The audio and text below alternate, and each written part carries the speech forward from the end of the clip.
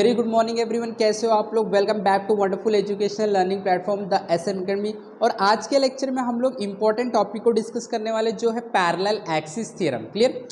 अब ये parallel axis theorem क्या है, इसकी कैरेक्टरिस्टिक क्या है, ये क्यों बनाया गया है, इसकी क्या मैथमेटिकल कैलकुलेशन है, सारी चीज़ हम लोग एनालाइज करेंगे, डिस्कस करेंगे डिटेल में और सारे कंसेप्ट को क्लियर करके लेंगे, कंसेप्ट को डेवलप करके लेंगे। और सब लोगों को इस वीडियो को लास्ट तक देखना है, सारे जो भी कंसेप्ट है आपका वो क्लियर हो जाएगा। साथ में आपको नोट्स भी बनाना है। ये जो टॉपिक है, ये टॉपिक हम लोग क्यों डिस्कस करने वाले, या तो हमारे सिलेबस में क्यों दिया गया, इसका बहुत इंपॉर्टेंस है। वो सारे चीज़ हम लोग देखेंगे, एक एक करके हम लोग इसको बहुत डिटेल में समझने की कोशिश करेंगे कि एक्चुअली पैरेलल एक्सिस थ्योरम है क्या। और सबसे इंपॉर्टेंट बात कि board point of view, exam point of view से इसका जो डेरिवेशन है वो डेरिवेशन बहुत इंपॉर्टेंट है। मैं बोलता हूँ आपको 99% चांस है कि ये वाला डेरिवेशन आपके एग्जाम में आ सकता है। तो सब लोग को अच्छे से ध्यान से इस थियरम को देखना है, क्या थियरम है, कंसेप्ट को डेवलप करना, नोट्स बनाना और प्रैक्टिस करना जरूरी है। Okay, so now without wasting a time let us begin. Now what is basically parallel axis theorem. तो वापस से पैरेलल एक्सिस थ्योरम को समझने के लिए हम लोग उस टॉपिक पे चले जाते हैं जो हम लोग ने इससे पहले डिस्कस किया था, जो है moment of inertia. Right. Moment of inertia क्या है? मोमेंट ऑफ इनर्शिया का मतलब होता है कोई भी ऑब्जेक्ट अपने स्टेट को चेंज होने से अपोज करता है। क्लियर। राइट। जैसे फॉर एग्जांपल ये एक ऑब्जेक्ट है, ये रुका हुआ है। क्लियर। अगर मैं इसको रोटेट करना चाहूँ ये ऐसे, तो मैंने इसके स्टेट को चेंज कर दिया। पहले ये रेस्ट पे था, अब इसको मैंने मोशन में लेके आया, तो ये चीज़ को अपोज करेगा। कितना अपोज करेगा, वो क्वांटिटी को हम लोग मोमेंट ऑफ इनर्शिया बोलते हैं, जो होता है mr² जनरल इक्वेशन, राइट, या जनरल फॉर्मूला। ओके। अब ये मोमेंट ऑफ इनर्शिया किस बात पे डिपेंड करता है? हम लोग ने देखा था ये डिपेंड करता है कि जो ऑब्जेक्ट है उसका मास का डिस्ट्रीब्यूशन किस हिसाब से, उसका एक्सिस ऑफ रोटेशन यानी जिसके चारों तरफ वो घूमने वाला है वो एक्सिस ऑफ रोटेशन कौन सा आपने सिलेक्ट किया, ये बहुत सारे फैक्टर पे डिपेंड करता है। राइट। तो यहाँ पे बेसिकली जो पैरेलल एक्सिस थ्योरम, इसमें आप नाम देखोगे एक्सिस आ रहा है, यानी कि एक्सिस के बारे में बोला जा रहा है। जैसे एग्जांपल अगर ले लूँ, ये एक ऑब्जेक्ट है, ये ऐसे सेंटर एक्सिस के चारों बाजू में ऐसे घूम रहा है और घूमेगा तो कुछ हम लोगों को इनर्शिया ऑफर करेगा। राइट। ये ऑब्जेक्ट ऐसे सेंट्रल एक्सिस के चारों बाजू में घूमेगा तो कुछ इनर्शिया ऑफर करेगा। लेकिन अगर मैं यहाँ पे इसका एक्सिस सेट कर दूँ ये ऐसे, तो अभी भी ये मोमेंट ऑफ इनर्शिया ऑफर करेगा, अपोजिशन ऑफर करेगा। तो लेकिन क्या यहाँ पे अगर ये घूमेगा और यहाँ पे सेंटर में घूमेगा, क्या मोमेंट ऑफ इनर्शिया सेम होगा? आंसर है नहीं, सेम होगा। एक्सिस कौन सा आपने सिलेक्ट किया, एक्सिस कहाँ पे है, ये डिसाइड करता है मोमेंट ऑफ इनर्शिया कितना होगा। यानी कि आप इसको सेंटर के एक्सिस पे रोटेट करो, आप इसको ये वाला एक्सिस पे रोटेट करो, आप इसको ये वाला एक्सिस पे रोटेट करो, मोमेंट ऑफ इनर्शिया बदल जाएगा। तो हम चाहते हैं कि इसको सेंटर के एक्सिस पे रोटेट करें, तो नॉर्मल है, वो तो नॉर्मल कंडीशन है। बट मैं चाहता हूँ कि सेंटर ऑफ एक्सिस जो है वहाँ पे मैं नहीं रोटेट करके इस वाले एक्सिस के चारों बाजू में रोटेट करूँ, तो अब मेरा मोमेंट ऑफ इनर्शिया कितना हो जाएगा? तो आप लोगों को क्या करना है, ये तो सेंटर वाली एक्सिस थी, अब आप जिस एक्सिस पे रोटेट करना चाहते हो ये रहा। अब देखो ये एक्सिस जिसके चारों बाजू में आप रोटेट करना चाहते हो और सेंटर एक्सिस देखो एक दूसरे को पैरेलल है, और इसीलिए इस एक्सिस के चारों बाजू में मोमेंट ऑफ इनर्शिया फाइंड करने के लिए हम लोग एक नया थ्योरम बनाए जिसको बोला जाता है पैरेलल एक्सिस थ्योरम। क्लियर। फिर से पैरेलल एक्सिस थ्योरम कब यूज किया जाएगा? जब आप ऐसे एक्सिस के चारों बाजू में रोटेट कर रहे हो, जो एक्सिस आपके सेंटर वाले एक्सिस जो प्लेन को परपेंडिकुलर है उसको पैरेलल होता है, तो हमेशा पैरेलल एक्सिस थ्योरम यूज किया जाता है मोमेंट ऑफ इनर्शिया फाइंड करने के लिए। क्लियर। चलो स्टार्ट करते हैं। तो सबसे पहले हम लोग यहाँ पे कोई एक ऑब्जेक्ट बना लेते हैं। जैसे हमारे पास ये एक ऑब्जेक्ट है, ठीक है, ये एक ऑब्जेक्ट है और इस ऑब्जेक्ट का हम लोग एक सेंट्रल एक्सिस डिसाइड कर लेते हैं। तो ये इसका सेंट्रल एक्सिस है और ये इसके चारों बाजू में अगर रोटेट करेगा तो ये कुछ इनर्शिया ऑफर करेगा। सेंट्रल एक्सिस है, इस पॉइंट को मैं सी नाम से डिनोट कर देता हूँ, सी सेंट्रल एक्सिस। लेकिन हम लोग इसके चारों बाजू रोटेट नहीं करना चाहते, बट हम चाहते हैं कि जो ऑब्जेक्ट है वो ऑब्जेक्ट इसके चारों बाजू में रोटेट हो, इस वाले एक्सिस के। तो ये जो एक्सिस है, मान लो ये वाला एक्सिस है, कोई पॉइंट ओ यहाँ पे बना दिया, हम लोग इसके चारों बाजू में रोटेट करना चाहते हैं, सेंट्रल एक्सिस के नहीं। तो क्या ये वाला एक्सिस सेंट्रल एक्सिस को पैरेलल है? यस। इसके लिए हम लोग पैरेलल एक्सिस थ्योरम से इस एक्सिस के चारों बाजू का मोमेंट ऑफ इनर्शिया फाइंड करेंगे। क्लियर हुआ? एकदम सिंपल, बात समझ में आ गई। चलो आगे बढ़ते हैं। कैसे फाइंड करेंगे, इसका डेरिवेशन क्या है? तो मैंने आपको सबसे पहले लेक्चर में बताया था, जब भी आप रोटेशनल मोशन की स्टडी करते हो तो आप लोगों के पास जो सिस्टम होता है उसको आप लोगों को मानना पड़ता है वो सिस्टम बहुत सारे छोटे छोटे पार्टिकल से बना हुआ है, राइट? तो आप अभी कंसिडर कर लो कि ये बहुत सारे छोटे छोटे पार्टिकल से बना, इसका खुद का मास कैपिटल एम है और ये छोटे छोटे पार्टिकल से बना जिसमें एक पार्टिकल का हम स्टडी कर लेंगे, ओके? डी एम इसका मास हम लोग बोल देंगे और ये पॉइंट पी है, पी पॉइंट पे एक पार्टिकल है जिसका मास है D M, very small particle, very small mass D M. पूरे सिस्टम का मास कैपिटल एम। क्लियर? एकदम सिंपल, ओके। तो हम क्या करेंगे, जब देखो ये ऑब्जेक्ट रोटेट होगा तो ये पार्टिकल भी तो रोटेट होगा, राइट? और जब ये पार्टिकल रोटेट होगा तो ये पार्टिकल भी तो मोमेंट ऑफ इनर्शिया ऑफर करेगा। तो हम लोग ये सिंगल पार्टिकल का मोमेंट ऑफ इनर्शिया निकालेंगे और फिर हम लोग पूरे सिस्टम का निकालने के लिए इसको क्या कर देंगे, इंटीग्रेट कर देंगे। क्लियर है? जैसे अगर आपको बहुत सारा 2 + 2 + 2 + 2 + 2 प्लस ऐसे ऐड करना है, क्या करना है, इसे ऐड करना है, तो हम क्या करते हैं, हम लोग एक पर्टिकुलर टर्म को लेते हैं और जहाँ तक हम लोग जा रहे हैं, यहाँ से लेके यहाँ तक जा रहे हैं, हम लोग इसको इंटीग्रेट कर देंगे। 1 2 3 4 5 क्वांटिटी 5 तक इंटीग्रेट कर देंगे, हम लोगों को आंसर टोटल मिल जाएगा, राइट? तो एडिशन करने का ये तरीका होता है। एक पार्टिकल को अगर वैल्यू आपको पता है, बहुत सारे पार्टिकल का वैल्यू निकालना है तो डायरेक्ट उसे इंटीग्रेट कर दो। तो हम क्या करेंगे, इस पार्टिकल का मोमेंट ऑफ इनर्शिया निकाल के इंटीग्रेट कर देंगे, पूरे ऑब्जेक्ट का मोमेंट ऑफ इनर्शिया हमें मिल जाएगा। ठीक है, चलो ओके। अब देखो जरा ध्यान से, हम लोग ऐसे बोल देते हैं, ये एक्सिस से ये पार्टिकल जो है और ये एक्सिस से ये वाला पार्टिकल कोई डिस्टेंस पे, वो डिस्टेंस बता देंगे, ये r0 डिस्टेंस पे और हम लोग ये बोल देते हैं r डिस्टेंस पे। ठीक है, फिर हम लोग ये भी बता देते हैं कि ये दोनों के बीच का जो डिस्टेंस है, दोनों एक्सिस के बीच का डिस्टेंस वो h है। क्लियर? और हम लोग क्या करते हैं, यहाँ पे हम लोग एक परपेंडिकुलर ज्योमेट्री बना लेते हैं। ये मैंने इसको एक्सटेंड किया, इसको एक्सटेंड करके मैंने ज्योमेट्री बना लिया। क्लियर? ये वाले पॉइंट का नाम C है, इसका नाम x रख देता हूँ, ये वाले डिस्टेंस का नाम है x। ठीक है, ये h है। कोई डाउट है? ये वाला एक पार्टिकल है जिसका मास dm है और ये पॉइंट P है। क्लियर? ये पॉइंट O है, पॉइंट C है, P। क्लियर? चलो स्टार्ट करें। पहले हम लोगों को क्या करना पड़ेगा, पहले हम लोगों को इसके बारे में लिखना पड़ेगा। ठीक है, तो हम लोग इसके बारे में थोड़ा सा लिख लेते हैं, इस ऑब्जेक्ट के। तो देखो क्या लिखेंगे हम लोग, कंसिडर एन ऑब्जेक्ट या system of mass capital M rotating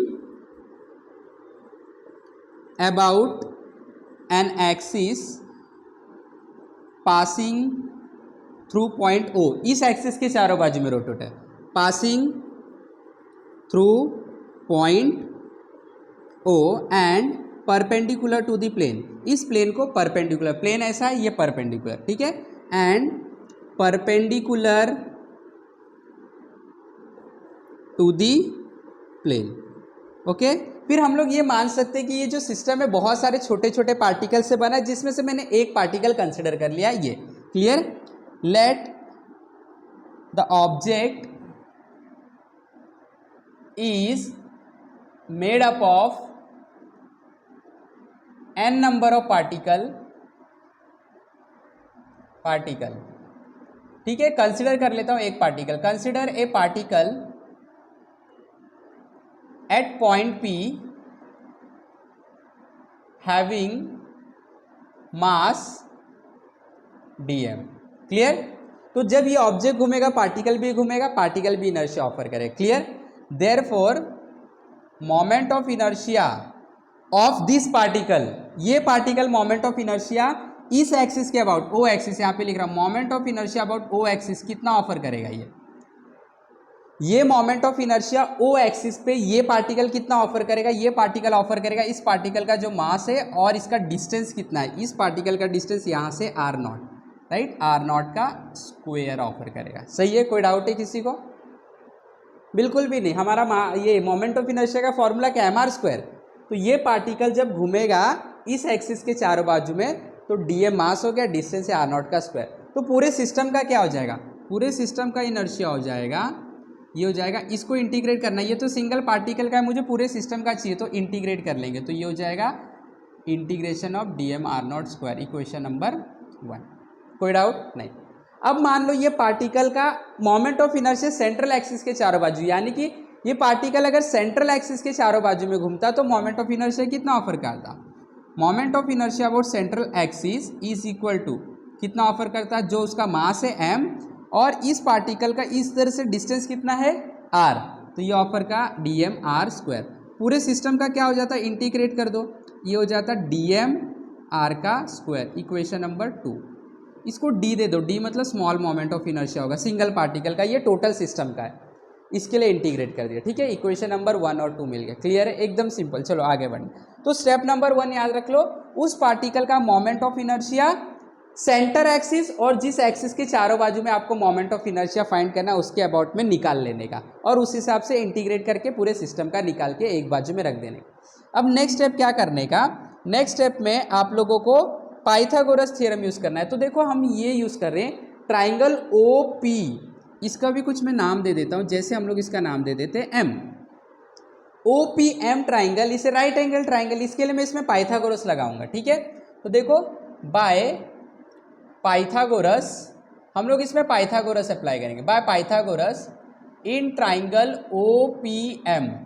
एकदम सिंपल है, ओ पी एम ट्राइंगल में पाइथागोरस लगा दो। चलो देखते हैं, ओ पी का स्क्वायर ये बनेगा आपका, ओ पी का square is equal to P M का स्क्वायर प्लस एम ओ का स्क्वायर, या तो ओ एम का स्क्वायर। कोई डाउट? बिल्कुल नहीं। आगे बढ़े, समझ में आया? क्लियर। तो सबसे पहला स्टेप, इस पार्टिकल का ये दोनों एक्सिस के अबाउट में मोमेंट ऑफ इनर्शिया निकाल के इंटीग्रेट करके इक्वेशन बना के साइड में रख दो। सेकेंड स्टेप, ये बड़े वाले ट्राइंगल में पाइथागोरस लगा दो। चलो अब क्या करूंगा मैं, देखो तोड़ दूंगा, O P square is equal to P M square plus, अच्छा ओ एम को देखो, ओ एम यही है क्या, ओ एम को मैं ओ सी प्लस सी एम लिख सकता हूँ, लिख सकता हूँ, लिख दो। तो मैंने ओ एम को ओ सी प्लस सी एम लिख दिया, तो ये हो गया O C plus C M the whole square.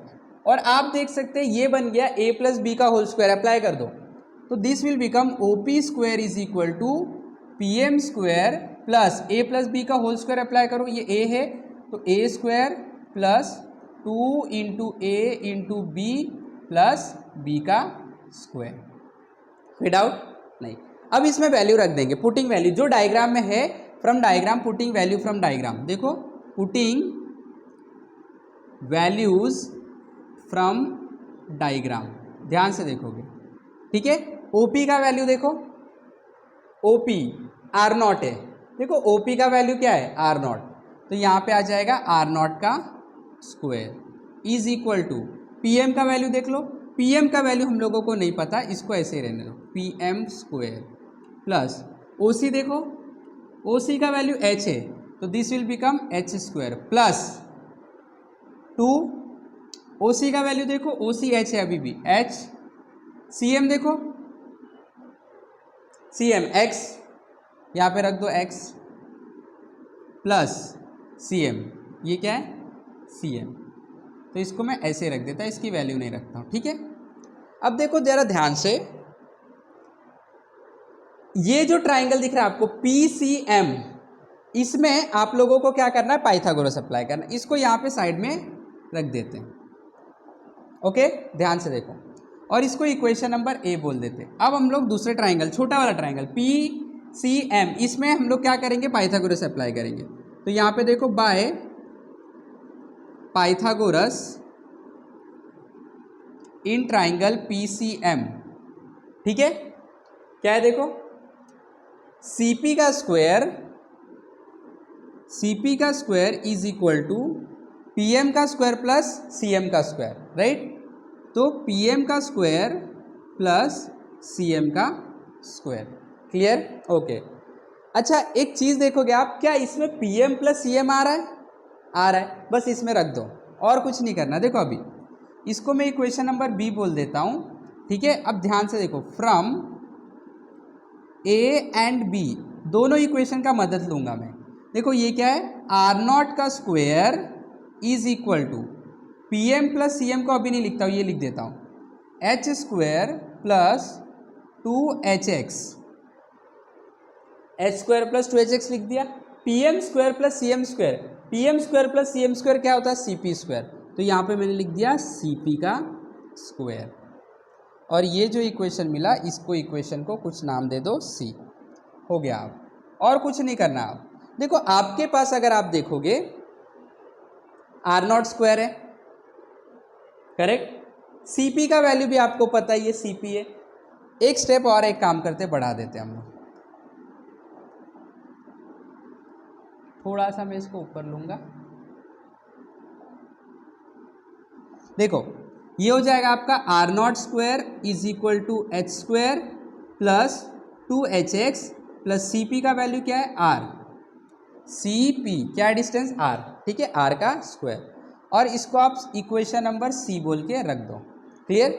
अब देखो यहाँ पे आपके पास R0 स्क्वायर है, यहाँ पे पास आपके पास R स्क्वायर है। आप देख सकते हैं R0 स्क्वायर R स्क्वायर, अगर उसमें DM और इंटीग्रेशन रहेगा तो मोमेंट ऑफ इनर्शिया बन जाता है, और मुझे वही चाहिए, मुझे इस एक्सिस यानी कि O एक्सिस के अबाउट में मोमेंट ऑफ इनर्शिया चाहिए। अगर इसके पास DM और इंटीग्रेशन रहता तो ये O एक्सिस का मोमेंट ऑफ इनर्शिया बन जाता। तो मैं सोच रहा हूँ इसके पास DM और इंटीग्रेशन होना चाहिए। अब इसके पास मैं DM और इंटीग्रेशन लाऊंगा तो सबके पास लाना पड़ेगा, राइट। तो अब हम क्या करेंगे, इक्वेशन C को इंटीग्रेशन और DM से मल्टीप्लाई कर देंगे। देखो multiplying equation C bye integration into DM, तो क्या बनेगा, ध्यान से देखोगे।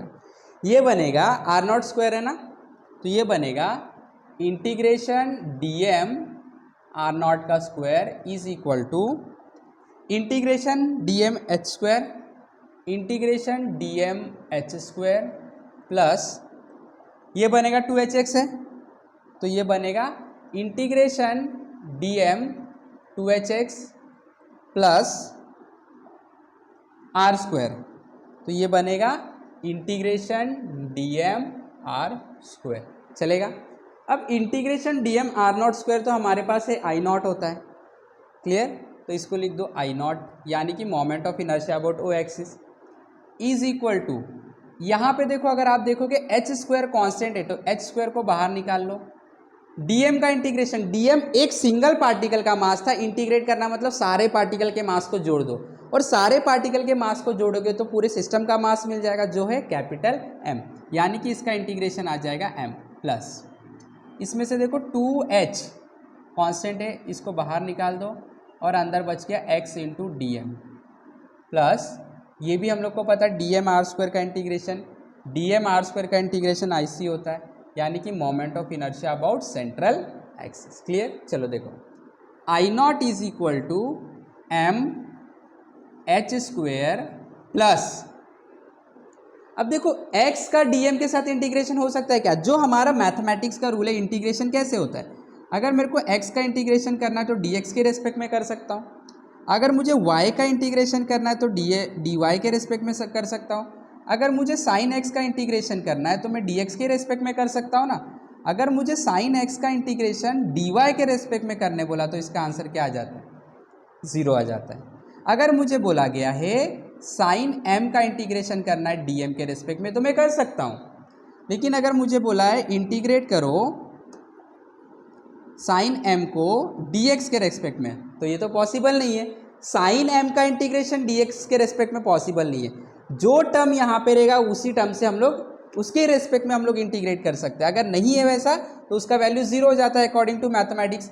तो यहाँ पे x को dx के रेस्पेक्ट में हम इंटीग्रेट कर सकते हैं तो x स्क्वायर अपॉन 2 आ जाता, लेकिन dm के रेस्पेक्ट में यहाँ पे इंटीग्रेट करने बोला, therefore the value will be 0, तो 2h into 0 plus IC and this will become moment of inertia about O axis is equal to mh square plus ये पूरा टर्म 0 हो गया IC, और इसको आप लिख सकते हैं moment of inertia about O axis equal to moment of inertia about central axis plus mh square.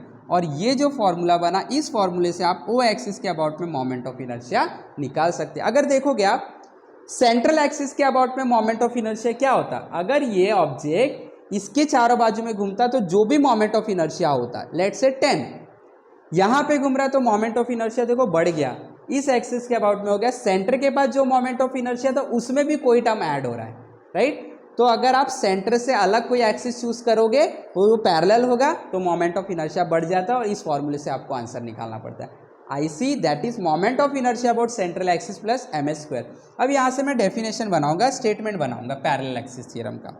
और क्या बनेगा देखो ध्यान से, parallel axis theorem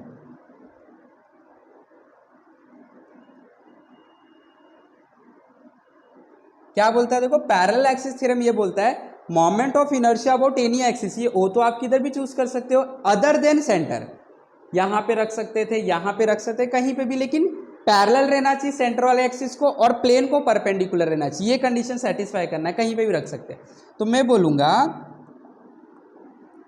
moment of inertia, ये क्या है मोमेंट ऑफ इनर्शिया है कोई भी axis, moment of inertia about any axis,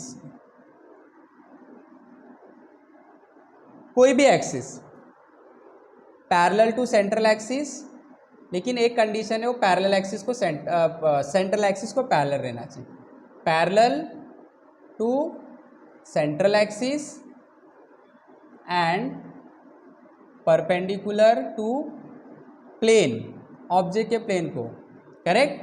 तो ये क्या है, ये है moment of inertia about any axis which is parallel to central axis and perpendicular to the plane is equal to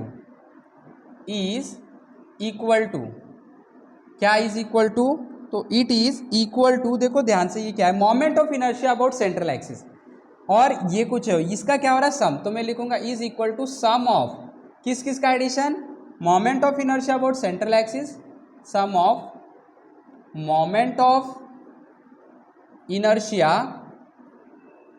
about central axis and, और कौन है and, ध्यान से देखो ये दो क्वांटिटी का मल्टीप्लीकेशन, तो मैं लिखूंगा product and product of mass and किस किस का है, मास का और स्क्वायर है, ये मास एंड स्क्वायर ऑफ एच क्या है, देखो जरा ध्यान से एच है ये दोनों एक्सिस के बीच का perpendicular distance, right, and square of perpendicular distance between the two axis, देखो याद नहीं करना है, ये तो मैंने डायरेक्ट ये फॉर्मूला देख के बना दिया statement, moment of inertia about any axis is equal to sum of moment of inertia about central axis and product of mass and square of perpendicular distance between the two axis, और ये आपका हो गया moment of inertia और parallel axis theorem, clear, जो कि आपका कोई भी एक्सिस जो है पैरेलल है सेंट्रल एक्सिस, क्लियर। तो ये डेरिवेशन बहुत इंपॉर्टेंट है, एग्जाम में आता, बहुत सिंपल था, दो इक्वेशन बनाओ, 2 बार पाइथागोरस अप्लाई करके कंबाइन कर देना है, आपको आंसर आ जाएगा। तो आई होप कि समझ में आ चुका है, आप लोग को प्रैक्टिस करना पड़ेगा, सबसे इंपॉर्टेंट तो वही चीज़ है ना, समझ में तो आ गया, आपको बहुत अच्छे से समझ में आ गया, सारे कंसेप्ट क्लियर हो गए, प्रैक्टिस कौन करेगा, प्रैक्टिस करो, 1 बार नहीं 2 बार नहीं 3 बार नहीं 10 बार प्रैक्टिस करो, आपके दिमाग में बैठ जाएगा और एग्जाम में आप A to Z कंप्लीट इसको करके आ जाओ, क्लियर। तो आई होप कि सबको कुछ समझ में आया तो लाइक करना है, शेयर करना है, चैनल पे ना सब्सक्राइब करना है, जुड़े रहे, सीखते रहे, have wonderful day, have wonderful learning, thank you very much.